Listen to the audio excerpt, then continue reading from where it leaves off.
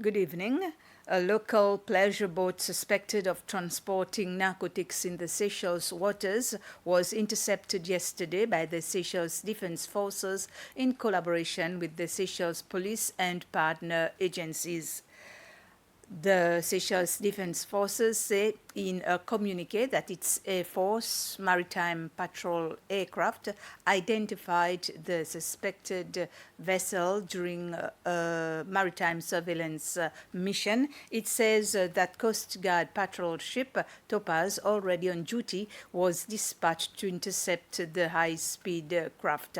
There were 3 people on board, all Seychellois. According to the SDF, they were observed discarding items into the water before complying with orders to stop. The discarded items, believed to be narcotics, were recovered. The vessel was escorted to port and said that all evidence was handed over to the police for further investigation.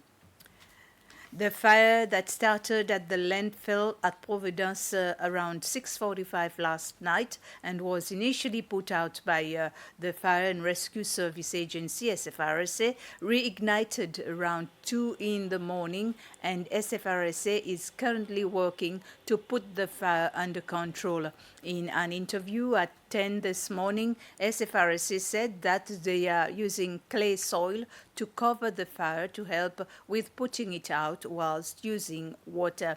They also advised the public to remain calm and not to panic as the situation is currently under control.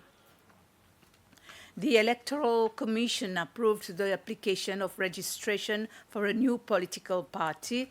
The submission of the registration certificate and stamped documents to La Liberté was held today. It is the 7th political party to be registered. Explaining the reason why the party is called La Liberté, the Secretary General of the party, Patrick Dice, said it is to represent the freedom of thought towards positive expression that actively advocates good governance, and the overall goal of this party is to provide many opportunities for all Seychellois to live in peace and harmony in all communities. We aspire to have peaceful campaigns and elections in the theme Friends to All and Enemies to None. We present a choice for the people of Seychelles that we believe in a good standard, in a quality of life, and we aim at international best practice. While at the same time, we like to preserve the culture of the original Seychelles. We have established further and forming a group of Seychellois experts of all domains, and also we like to join in with international experts for the establishing of many sectors that we think needs a certain improvement.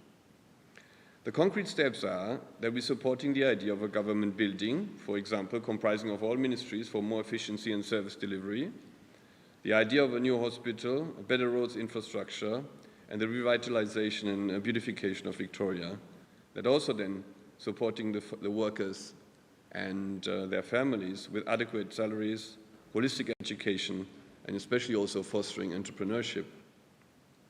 The ultimate goal of La Liberté is a social liberal party that is leading and further a better quality of life and standards in Seychelles. The Secretary of State Patrick Payet and the British High Commissioner to Seychelles, Geoffrey Gleckin, have signed an agreement for further cooperation between the Seychelles and the UK. Under the agreement signed this morning at Liberty House, the 2 countries will cooperate in the fight against illicit financial flows like virtual assets and corruption. The British High Commissioner said that this partnership will help protect both countries' economic security. This partnership is about making our countries safer economically, working together with the foundations of the trust that exists between our organizations, our peoples, and our governments to work on areas of the highest sensitivity anti-corruption, transparency, taxation, economic crime. Seychelles as a financial center, as an international financial center, can support its reputation internationally in a way that creates economic benefits, not just for the financial sector here, but also the real economy, and supporting people's livelihoods, jobs, and employment prospects in areas such as tourism and the other aspects of Seychelles' economy, just as it will do for the United Kingdom. The President of the Republic, Wavel Ramkalawan, together with Finance Minister Nadi Hassan and Central Bank Governor Caroline Abel, welcomed the delegation of African Development Bank directors to State House this morning.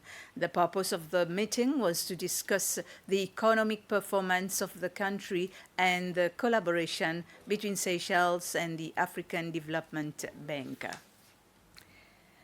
The issue of the various types of pollution affecting the country featured in question time in the National Assembly this morning. They include marshes and rivers, sedimentation, malfunctioning of sewage systems, and other pollution, among others. Regarding the unpleasant smell emanating from the IoT factory, the Minister for Agriculture, Environment and Climate Change said the issue is expected to feature in discussions next week between his ministry and IoT. Minister Flavien Joubert also noted that the area where fire erupted at the Providence Landfill last night occurred in the very same zone that had been prepared to receive the huge amount of sludge from the tuna factory. He stressed that the IoT factory will have to modernize its equipment to reduce the amount of sludge it produces. Physical education teachers in primary and secondary schools are participating in a two-day symposium to discuss the different strategies to enhance physical education, sports and health in schools. The symposium will also address ways to enhance teaching practices and promote a healthy lifestyle among students.